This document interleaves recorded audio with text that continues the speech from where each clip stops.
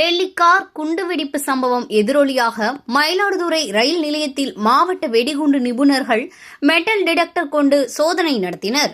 டெல்லியில் கடந்த 10ஆம் தேதி கார் குண்டுவெடிப்பு சம்பவத்தில் 13 பேர் உயிரிழந்து பலர் காயமடைந்த நிலையில் தேச விரோதிகளால் இந்த கார் குண்டுவெடிப்பு சம்பவம் நிகழ்ந்ததாக மத்திய அரசு அறிவித்துள்ளது.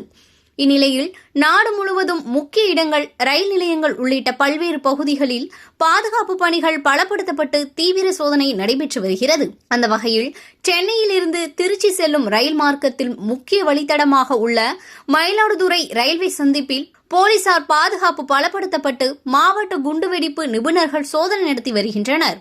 மயிலாடுதுறை ரயில் நிலையத்தில் வெடிகுண்டு நிபுணர்கள், சிறப்பு காவல் உதவி ஆய்வாளர் பிரபாகரன், தலைமை காவல் செல்வேந்திரன், ரயில்வே இருப்பு பாதை போலீசார் மற்றும் ரயில்வே பாதுகாப்பு போலீசார் உதவியுடன் மயிலாடுதுறை ரயில் நிலையத்தில் மெட்டல் டிடெக்டர் கொண்டு பயணிகளின் உடைமைகளையும் சந்தேகத்திற்கு இடமான இடங்களையும் சோதனையிட்டனர். ரயில் நிலையத்தில் பல்வேறு இடங்களில் சோதனை மேற்கொண்டு ரயிலில் இருந்து இறங்கி வரும் பயணிகளிடமும் மெட்டல் டிடெக்டர் கொண்டு சோதனை நடத்தி வருவது குறிப்பிடத்தக்கது.